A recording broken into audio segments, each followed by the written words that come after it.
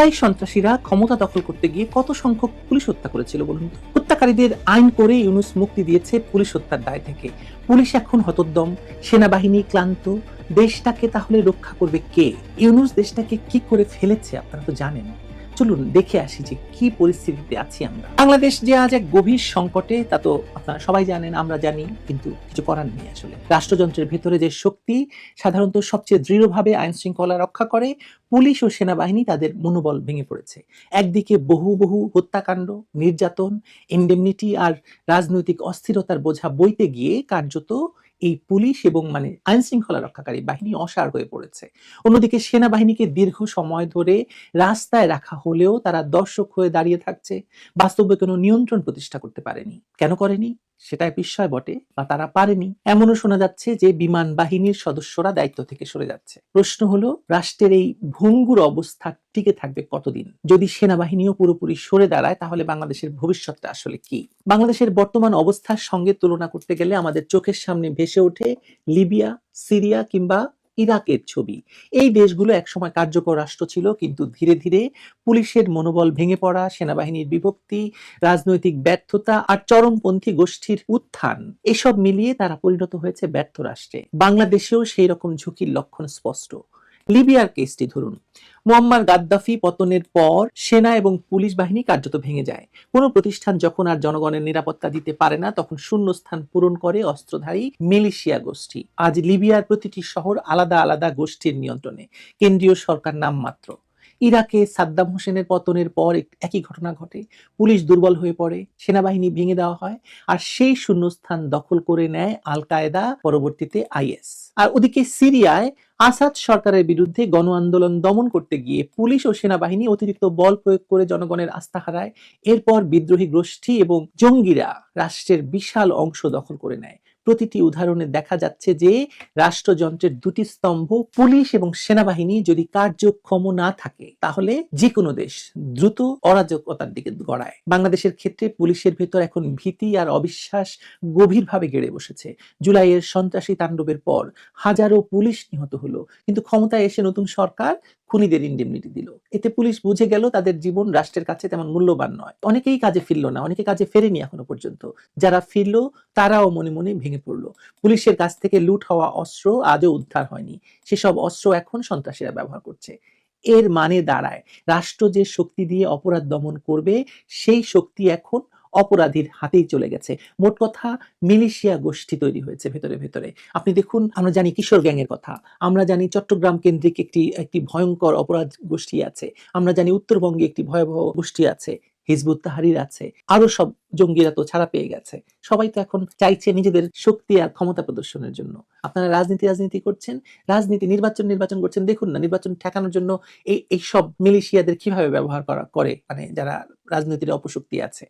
অন্যদিকে সেনাবাহিনীকে দীর্ঘ সময় ধরে রাস্তায় রাখা হলো ম্যাজিস্ট্রেসি দিয়ে, কিন্তু তারা বাস্তবে কোনো কার্যকর ভূমিকা পালন করতে পারলো না। সেনাবাহিনীর হাতে ম্যাজিস্ট্রেসি ক্ষমতা দেওয়া হয়েছিল, কিন্তু তারা জনগণের সামনে দাঁড়িয়ে কেবল দর্শকের মতো থাকলো। মানুষ হত্যা হলো, নারী ধর্ষণের মতো ঘটনা ঘটলো, দোকানপাট লুট হলো, সব তাদের চোখের সামনে। এতে জনগণের আস্থা আরো নষ্ট হয়েছে। এখন আবার শোনা যাচ্ছে বিমান বাহিনী দায়িত্ব থেকে সরে যেতে চাইছে। যদি সত্যি তা ঘটে তাহলে সেনাবাহিনী ধীরে ধীরে নিজেকে গুটিয়ে নেবে, আর তখন রাষ্ট্র কার্যত অরক্ষিত হয়ে পড়বে। এখন প্রশ্ন তুলতে পারেন, তখন দেশের দখল নেবে কে? অনেকেই বলছেন তালেবান ঘেঁষা জঙ্গি বা জঙ্গিরাই সুযোগ নেবে।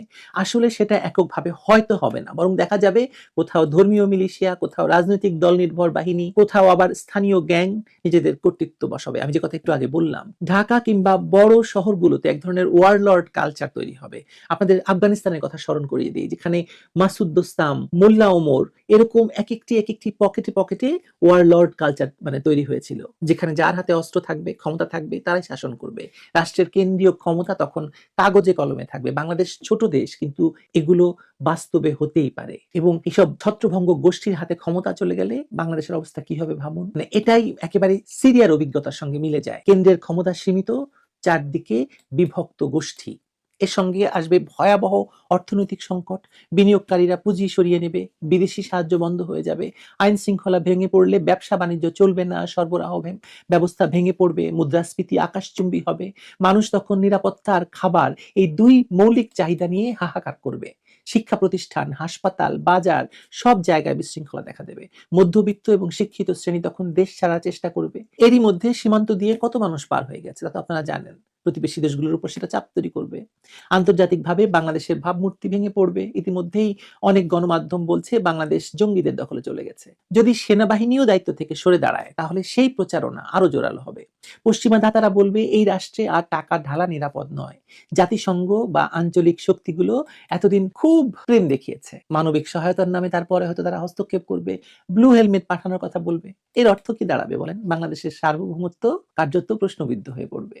সব মিলিয়ে পরিস্থিতি এমন দাঁড়াচ্ছে যে বাংলাদেশ এখন এক সন্ধিক্ষণে বলতে পারেন আপনারা। একদিকে ব্যর্থ রাষ্ট্রের দিকে গড়িয়ে পড়ার ঝুঁকি, অন্যদিকে কঠিন কিন্তু সম্ভব একটি উত্তরণ পথ, আমরা সেটি নির্বাচনকে চিন্তা করতে পারি। মানে রাষ্ট্রযন্ত্রকে বা পুনর্গঠন করার কথা বলতে পারি, পুলিশের মনোবল ফিরিয়ে আনার কথা বলতে পারি, খুনিদের ইন্ডেমনিটি বাতিল করার কথা বলতে পারি, অপরাধীদের বিচারের আওতায় আনার কথা বলতে পারি। কিন্তু সেসব তো হবে না, হচ্ছে না। সেনাবাহিনীকে স্পষ্ট ভূমিকা দিতে হবে, তাদেরকে জনগণের নিরাপত্তার জন্য মাঠে নামাতে হবে। শুধুমাত্র দাঁড়িয়ে থাকলে হবে না, কিন্তু সেটাও তো হচ্ছে না। জনগণের আস্থা ফেরানো ছাড়া কোনো বিকল্প আছে আপনার মনে হয়? পাশাপাশি একটি গ্রহণযোগ্য নির্বাচনের মাধ্যমে রাজনৈতিক বৈধতা ফিরিয়ে আনা দরকার। বৈধ সরকার ছাড়া কোনো রাষ্ট্র দীর্ঘদিন টিকে থাকতে পারে না। আপনি যদি তুলনামূলকভাবে চিন্তা করেন, ইরাক, লিবিয়া বা সিরিয়ার অভিজ্ঞতা দেখাচ্ছে যে একবার রাষ্ট্রের পতন হলে সেটি পুনর্গঠন করা প্রায় সম্ভব নয়। বাংলাদেশকে খুব কৌশলে সেই দিকে নিয়ে যাওয়া হয়েছে, সিরিয়ার মতো পরিস্থিতি তৈরি করা হয়েছে। মানে দশক পার হয়ে যায়, তবু রক্তপাত থামে না এসব দেশে। থামছে বলেন ইরাকে, লিবিয়াতে, সিরিয়াতে। বাংলাদেশকে তাই এখন সতর্ক হতেই হবে। ব্যর্থ রাষ্ট্রের কিনারা থেকে ফিরে আসা সম্ভব, কিন্তু শর্ত একটাই, আইনের শাসন প্রতিষ্ঠা করতে হবে, সেনা এবং পুলিশ বাহিনীর সক্ষমতা পুনরুদ্ধার করতে হবে। অন্যথায় আমাদের ভবিষ্যৎ লিবিয়া বা সিরিয়ার মতো ছত্রভঙ্গ রাষ্ট্র, ছিন্ন ভিন্ন সমাজ আর অদৃশ্য ভবিষ্যৎ। আমার কথাগুলো খুব ভয়ঙ্কর শোনাচ্ছে, মনে হচ্ছে যে আমি কি বলি এসব, কিন্তু আপনি নিজেই দেখুন না কেন। আপনি তো টিভি দেখেন, আপনি তো খবরের কাগজ পড়েন। ইরাক, সিরিয়া, লিবিয়ার সঙ্গে পরিস্থিতির সঙ্গে বাংলাদেশের পরিস্থিতি কি আপনি মিলিয়ে দেখতে পাচ্ছেন না? মিলিয়ে পড়তে হবে তো। সারা বাংলাদেশে আওয়ামী লীগের বিরুদ্ধে চিরুনি অভিযান শুরু হয়েছে, জলে, স্থলে এবং অন্তরিক্ষে। অবস্থার দৃষ্টি মনে হচ্ছে ডক্টর মোহাম্মদ ইউনূসের এই সরকার এই প্রথমবার সেনাবাহিনী, পুলিশ এবং অন্যান্য আইনশৃঙ্খলা রক্ষাকারী বাহিনী সম্মিলিতভাবে চেষ্টা করছে আওয়ামী লীগের যারা মিছিল করছে তাদেরকে ধরার জন্য, এবং দেশের মধ্যে থেকে যারা এই সকল কর্মকাণ্ড, আওয়ামী লীগের যে রাজনৈতিক কর্মকাণ্ড অর্গানাইজ করছে তাদেরকে পাকড়াও করার জন্য। এবং ইতিমধ্যে আপনারা জানেন যে গত কয়েকদিনে কয়েক হাজার নেতাকর্মীর যে মিছিল করার যে চেষ্টা, সেখান থেকে বহু সংখ্যক আওয়ামী লীগের নেতাকর্মীকে গ্রেপ্তার করা হয়েছে। এর মধ্যে উল্লেখযোগ্য নেতা হিসেবে একজন সংসদ সদস্য, সাবেক সংসদ সদস্য, তাকে গ্রেপ্তার করা হয়েছে, এবং অন্যান্য যারা রয়েছেন বাংলাদেশে পৌরসভার মেয়র, উপজেলা চেয়ারম্যান, ভাইস চেয়ারম্যান, পাইকারি হারে তাদেরকে গ্রেপ্তার করা হচ্ছে। আপনারা জানেন যে জেলখানা এখন আওয়ামী লীগের লোকজনে পরিপূর্ণ। এমনকি আওয়ামী লীগের যে সকল মহিলা নেত্রী রয়েছে তাদের সংখ্যা যে কত আমি এটা বলতে পারবো না, তবে বিভিন্ন কারাগারগুলোতে যে মহিলা সেল রয়েছে সেখানে আওয়ামী লীগের মহিলা নেতৃত্বের দ্বারা বা কর্মীদের দ্বারা পরিপূর্ণ হয়ে গেছে। অভিযোগ আসছে যে জেলখানাতে মহিলা যারা বন্দী রয়েছে তারা আনহ্যাপি, সেখানে অনেকে মিছিল করছেন পজিটিভ অর্থে, আমরা যেটা জানতে পারছি। আর নেতিবাচক কথা হলো যে তাদেরকে জুলুম করা হচ্ছে, নির্যাতন করা হচ্ছে। কেন করা হচ্ছে, কী কারণে করা হচ্ছে, এই ব্যাপারে কারা কর্তৃপক্ষ কোনো বক্তব্য দেয়নি। তবে এখানে একজন মহিলা জেলারের নাম স্পষ্টত চলে আসছে। এরকম ভীতি ছড়িয়ে পড়েছে, আওয়ামী লীগের নেতাকর্মীদের মধ্যে ভীতি ছড়িয়ে পড়েছে যারা দুর্বল চিত্তের। আর অন্যদিকে এই ধরনের জুলুম এবং অত্যাচারে যেটা হয়, আওয়ামী লীগের যারা সাহসী মানুষ তারা আরও বেপরোয়া হয়ে পড়েছে, এবং তাদের মধ্যে এক ধরনের যাকে বলা হয় বন্ড তৈরি হয়ে গেছে যে দেয়ালে পিঠ থেকে গেছে, আর কি হবে, জেলে নিবে, মেরে ফেলবে, গুম করবে। কিন্তু আমরা এখন যেভাবে পালিয়ে আছি, যেভাবে বাড়ি যেতে পারছি না, তো সেখানে ধরে নিয়ে যাক, অসুবিধা নেই, কিন্তু লড়াই করব। তো এর ফলে কি হলো, আওয়ামী লীগের মিছিলগুলো ক্রমশ ঝটিকা মিছিল থেকে এটা বাড়তে এখন এটা রীতিমতো রেগুলার মিছিল, নিয়মিত মিছিল হয়ে পড়েছে। এবং এদের মধ্যে ভয় ডর কিছু নেই। তারা হুটহাট করে রাজধানীর ব্যস্ততম এলাকাতে মিছিল করছে, পুলিশের সামনে মিছিল করছে, তারপরে পুলিশের গাড়িকে ঘেরাও করে মিছিল করছে। এবং পুলিশ কোনো অ্যাকশন যেতে পারছে না, এই কারণ হলো যে একটা গাড়িতে যদি 6-7 জন পুলিশ থাকে আর মিছিলকারী যদি 1000 হয়, পুলিশের সেখানে আসলে কিছু করার থাকে না। উল্টো পুলিশের মনে একটা আতঙ্ক তৈরি হয় যে এরা যদি আমাদের প্রতি আক্রমণ করে, আমাদের অস্ত্র ছিনিয়ে নেয়, কি করার আছে? কারণ হলো এই পুলিশ তো কিছুদিন আগে যেভাবে নির্মমতার শিকার হয়েছে এবং যেভাবে তাদেরকে মারা হয়েছে, যেভাবে তাদের অস্ত্র গোলাবারুদ লুট করা হয়েছে, সেগুলো তো এখন উদ্ধার করা হয়নি। তো কাজেই পুলিশের মধ্যে একটা আতঙ্ক রয়েছে। দ্বিতীয়ত যে সিরুনি অভিযানটা চালানোর জন্য যেটা দেখলাম যে সরকার এতটা দৃঢ় প্রতিজ্ঞ যে এখানে যদি কোনো এলাকাতে আওয়ামী লীগের মিছিল হয়, ছাত্রলীগের মিছিল হয়, তাহলে সেই এলাকার যে ওসি, থানার যে ভারপ্রাপ্ত কর্মকর্তা, তাকে প্রত্যাহার করা হবে। সরকার একটা কঠোরতা দেখাচ্ছে বা হুকুম দিচ্ছে, কিন্তু এটার ফলাফল ভালো হবে না। এর কারণ হলো যে এখন যারা ওসি রয়েছেন, তারা চেষ্টা করলেও ঢাকার কোনো এলাকা বা বিশাল ধরুন একটা থানাতে, বিশাল এলাকা, একটা থানায় কজন পুলিশ থাকে, তার পক্ষে ওসির পক্ষে কোনো অবস্থাতে একটা থানার মধ্যে যে মিছিল হবে দিনে বা রাতে, এটা পুলিশের পক্ষে নিয়ন্ত্রণ করা সম্ভব নয়, এমনকি অ্যাকশন নেওয়া সম্ভব নয়। এমন অনেক এলাকা রয়েছে যে এলাকা টিল নাও আওয়ামী লীগের বাইরে অন্য কোনো নাম সেখানে নেওয়া যায় না, এবং সেখানে বিএনপি জামাতের যারা লোকজন আছে তাদের নামই জানে না। আমি এই জাস্ট নিজের একটা প্র্যাকটিক্যাল এক্সপিরিয়েন্স বলি, যেটা নিয়ে আমি লেখা লিখবো। সেটা হলো আমি কয়েকদিন আগে এই টাঙ্গাইলের সখীপুরের একটা রিসোর্টে বেরিয়ে আসলাম। একেবারে প্রত্যন্ত বনের মধ্যে একটা এলাকা, আওয়ামী লীগ প্রধান। অসংখ্য মানুষের সঙ্গে কথা হলো, সাধারণ আমজনতা।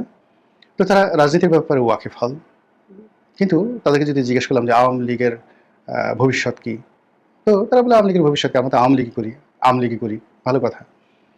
তারপরে বিএনপি এখানে কারা কারা করে, বলে না এখানে কেউ বিএনপি করে না। আগামীতে বিএনপির প্রার্থী হবে কে?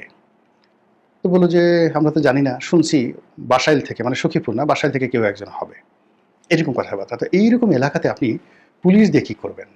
এবং ওই যে মানে বনের মধ্যে, মানে মাইলের পর মাইল, শত শত নয় হাজার হাজার একর বনভূমির মধ্যে দেখা গেল যে পরিবারগুলো বসবাস করছে বিচ্ছিন্নভাবে, তারা আওয়ামী লীগ করে। ওখানে আপনি রেড দিয়ে, তারপরে ওখানে আপনি কোনো অবস্থাতে কিছু করতে পারবেন না। এখন ওই এলাকাতে যদি লোকজন জড়ো হয়ে, যেমন একটা বাজার আছে, তক্তারসালা বাজার আছে, তারপরে হলো আমেরসালা বাজার আছে, এরকম বনের মধ্যে ছোট ছোট বাজার আছে, তো সেখানে যদি একটা মিছিল করা হয়, পুলিশের বাপেরও সাধ্য নাই এই ডিটেলসগুলো আনা। তো এইরকম যাকে বলা হয় রিয়ালিটি হলো এটা, যে পুলিশ এটা পারবে না। আর সরকারের জন্য রিয়ালিটি হলো সরকার এটা কোনো অবস্থাতেই সহ্য করতে পারছে না। প্রতিদিন মিছিল বাড়ছে, মিছিল থেকে অকথ্য ভাষায় গালাগাল দেওয়া হচ্ছে। এই বাংলাদেশে এখনো শেখ হাসিনাকে প্রশংসা করা হচ্ছে, শেখ হাসিনা ফিরে আসার জন্য স্লোগান তোলা হচ্ছে, শেখ হাসিনা জিন্দাবাদ বলা হচ্ছে। শেখ হাসিনা সঠিক, মানে আওয়ামী লীগ জামানাতে শেখ হাসিনার যে শক্তিমত্তা ছিল নেতাকর্মীদের মধ্যে, অনেক নেতাকর্মী তার ব্যাপারে বিক্ষুব্ধ ছিল, অনেকে তাকে গালাগাল করতো, অনেকে চাইতো যে তার একটু শিক্ষা হওয়া উচিত। কিন্তু অবাক করার ব্যাপার হলো, তার ক্ষমতা হারানোর পরে আওয়ামী লীগের মধ্যে যে ইউনিটি চলে এসছে, তার ফলে এখন আওয়ামী লীগের সবাই এক বাক্যে শেখ হাসিনা সঠিক ছিল, এই দেশের জন্য শেখ হাসিনাই দরকার, এবং শেখ হাসিনার কোনো বিকল্প নাই, তিনি আসলে বাংলাদেশ ঠান্ডা হয়ে যাবে। এই ন্যারেটিভটা আওয়ামী লীগের প্রতিটা লোক বলছে। হাতে গোনা সোহেল তাজের মতো 2-4 জন আছে যারা আতিলগিরি দেখাচ্ছেন, কথাবার্তা বলছেন। আমার মতো কিছু লোকজন আছেন, আমরা এখানে এসে আওয়ামী লীগের বিরুদ্ধে ইনিয়ে বিনিয়ে বিভিন্ন কথাবার্তা বলার চেষ্টা করছি। কিন্তু যারা আওয়ামী লীগের সত্যিকার ডেডিকেটেড যারা লোকজন রয়েছে, তারা আওয়ামী লীগের বাইরে, বঙ্গবন্ধুর বাইরে, শেখ হাসিনার বাইরে কিচ্ছু চিন্তা করতে পারছে না। এবং তাদের এই আর্ট, অ্যাটিটিউড, এই জিনিসগুলো সরকারের জন্য রীতিমতো গোদের উপর বিস্ফোরা হয়ে পড়েছে। তো সরকার সিরুনি অভিযান চালাচ্ছে। আওয়ামী লীগ ধরো পুরস্কার নাও, ছাত্রলীগ ধরো পুরস্কার নাও, আর আওয়ামী লীগের লোকজন যেখানে পাও সেখানে পিটুনি দাও, মার দাও, এবং যে এই কাজগুলো করতে পারবে সে সরকার খুব ঘনিষ্ঠ হয়ে যেতে পারবে। এবং এটা অনেকটা যাকে বলা হয় মাছ ধরার মতো, মানে বিলে যেভাবে মাছ ধরে, ঘোলা পানিতে মাছ ধরে, সবাই ছিলেবুড়ো নেমে পড়ে, যে যেখানে পারে নিজের হাত দিয়ে মাছ ধরে। এখন আওয়ামী লীগ ধরার জন্য মানুষকে লেলিয়ে দেওয়া হয়েছে, থানা পুলিশ প্রশাসনের সঙ্গে সঙ্গে সাধারণ মানুষকে লেলিয়ে দেওয়া হয়েছে। আওয়ামী লীগ ধরো, থানা নিয়ে আসো, মামলা দাও, পুরস্কার নাও, আর সরকারের ঘনিষ্ঠজন হও। কিন্তু এত কিছু করার পরেও থামানো যাচ্ছে না, বরং বেড়ে যাচ্ছে। এবং এটাই প্রকৃতির নিয়ম। দিন যত যাচ্ছে শেখ হাসিনা বাংলাদেশে আসবে এই আতঙ্ক সবাইকে তাড়া করছে। আর আওয়ামী লীগের লোকজন অসম্ভব সম্ভব, যুক্তি অযুক্তি কোনো কিছু ভাবছে না। তারা মনে করছে যে এই কালকে শেখ হাসিনা চলে আসবেন, কালকে এসে আবার সেই তাদের আগের মতো দুধ আর নহরের সেই যাকে বলা হয় মানে দুধ আর নহর তৈরি করে, দুধের নহর, মধুর নহর তৈরি করে ফেলবেন। আপনারা সেখান থেকে দুধ আর মধু খাবেন, কোনো পরিশ্রম করতে হবে না। আওয়ামী লীগের লোকজন এরকম একটা জান্নাতি পরিবেশ তারা চিন্তা করছে। এবং তারা মনে করছে যে এই যে এতদিন তাদেরকে যে জুলুম অত্যাচার করা হয়েছে, তাদেরকে যে মামলা মোকদ্দমা দেওয়া হয়েছে, যদি শেখ হাসিনা না হয়, শেখ হাসিনার বাইরে অন্য কোনো বিকল্প নেতৃত্বের কথা তারা চিন্তা করে না, যে এই দেশের 35% আওয়ামী লীগের লোকজন, 35% আওয়ামী লীগের ভোটার কর্মী সমর্থকরা মনে করে তাদের এই দুর্দশা কেবলই মাত্র শেখ হাসিনার দ্বারা দূর করা সম্ভব, কোনো সন্দেহ নেই। বাকি 30% যারা 35% যারা দ্বিতীয় চিন্তা করেন যে এই সময়টিতে তাদের মনে যে ক্রোধ হয়েছে, প্রতিহিংসা জন্ম নিয়েছে, তারা প্রতিশোধ নিতে চায়, তারাও তাদের প্রতিপক্ষকে মারতে চায়, খামচি দিতে চায়, গুঁতো দিতে চায়, খোঁচা দিতে চায়, মামলা দিতে চায়, মোকদ্দমা দিতে চায়, যেভাবে তাদেরকে বাড়ি ছাড়া করা হয়েছে তারাও তাদেরকে বাড়ি ছাড়া করতে চায়। এই যে তাদের যে জিঘাংসা, এই যে তাদের যে প্রতিশোধ পরায়ণতা, এই জিনিসটি কেবলই মাত্র শেখ হাসিনার জামানাতে এটা সম্ভব। যদি এখানে জয় আসে, পুতুল আসে, বলবে ভালো মানুষ, ভদ্রলোক মানুষ, এরা আমাদেরকে এই কাজগুলো করতে দেবে না। ফলে রাষ্ট্রীয় বাহিনী দ্বারা উল্টে ফেলে আমরা কোনো কিছু করার চেষ্টা করলে আমাদেরকে আরও প্যাদানি দেবে। তার চেয়ে বরং শেখ হাসিনা যদি আসে, আমরা মনের সুখে আমাদেরকে যারা কিলিয়েছে তাদেরকে আমরা এক জোয়ার এক ভাটা, মানে 24 ঘন্টা আমরা তাদেরকে প্রাণ ভরে কিল দেবো, গুঁতো দেবো, কেনু দেবো। আমাদের বরিশালের ভাষায় কেনু বলা হয়, আপনারা তো জানেন কেনু কাকে বলা হয়। কিল, গুঁতো এবং কেনু দেবো, তাদেরকে পাড়াবো, তাদেরকে বাঁশডলা দেবো, তারপর আমাদের মনের শান্তি হবে। আমাদেরকে যে অত্যাচার করছে এর বাইরে আমরা ছাড়বো না। আমাদের গরু চুরি করছে, তাদেরকে আমরা ধরে এনে গরুর গু খাওয়াই দিব, তাদেরকে গোমূত্র খাইয়ে দেবো। এত বড় সাহস! আমাদের ছাগল চুরি করেছে, তাদেরকে ছাগলের শিং দিয়ে গুঁতো দেওয়া হবো। এই ধরনের চিন্তা ভাবনা মানুষ যখন বিপদে পড়ে না, বিনোদনের জন্য অনেক অকল্পনীয় চিন্তা করে। আমি যে কথাগুলো বললাম আপনার কাছে এগুলো মনে হতে পারে এগুলো শিশুর দোষ, কিন্তু অবাক করার ব্যাপার হলো যে অনেক বড় বড় আমি যে কথাগুলো বললাম, ধরুন একটা বিশ্ববিদ্যালয়ের ভাইস চ্যান্সেলর এখন পালিয়ে আছেন, তাকে যদি জিজ্ঞাসা করেন যে আপনাকে যদি এই ধরনের সুযোগ দেওয়া হয় যে আপনার বাড়ি ঘর যারা জ্বালিয়ে দিয়েছে, আপনি একেবারে 4 থেকে 5টা পাঠা নিয়ে আসবেন, এই পাঠা দিয়ে তাদেরকে গুঁতো দিয়ে আসবেন, সে হা হা করে হেসে উঠবে, বলে যে ঠিক বলেছেন ভাই, আমি এই কাজটি করাবো। অথবা আপনি একটা সার নিয়ে আসবেন, পাগলা সার, সেই স্পেন থেকে, এবং আপনাকে অপশন দেওয়া হবে এই সার দিয়ে আপনি আপনার প্রতিপক্ষে গুঁতো দেওয়া হবে, এবং সে বলবে যে আমি এই কাজটা করাবো। এইভাবে মানুষের আসলে প্রতিহিংসা যখন হয় এবং মানুষ যখন বিক্ষুব্ধ হয়, সে তখন অনেক শিশুদের চিন্তা ভাবনা করে, কিন্তু আমরা এগুলো রিড করতে পারি না। তো এরকম আসলে পুরো সমাজটি টগবগিয়ে ফুটছে। আওয়ামী লীগের লোকজন ফুঁসছে প্রতিহিংসা, জিঘাংসার মানে শক্তি অর্জনের জন্য, এবং তারা ধীরে ধীরে সেটা অর্জন করছে। আর আওয়ামী বিরোধী যারা শক্তি, তারা 3টি কারণে। প্রথম কারণ হলো আওয়ামী লীগের আগমন ঠেকানো। দ্বিতীয় কারণ হলো আওয়ামী লীগের উপর অত্যাচার করে তারা তাদের উপর যে অত্যাচার হয়েছে সেটার প্রতিশোধ নেওয়া। থার্ড হলো নির্বিঘ্নে ক্ষমতায় থাকা বা ক্ষমতায় আসা। আর এই ক্ষমতা আসার পথে আওয়ামী লীগ তাদের প্রধান বাধা, এটা দূর করতে হবে। এবং এই সকল কাজকে একত্র করে সাধারণ মানুষকে, রাজনৈতিক দলকে একত্র করে সরকার যে একটা মব তৈরি করার চাচ্ছে, আওয়ামী বিরোধী মব, একটা জনমত তৈরি করতে চাচ্ছে, আওয়ামী বিরোধী জনমত। আশা করি বিষয়টি বুঝতে পেরেছেন। এ নিয়ে আপনার গুরুত্বপূর্ণ মন্তব্যটি অবশ্যই কমেন্ট বক্সে জানিয়ে দিবেন। ধন্যবাদ।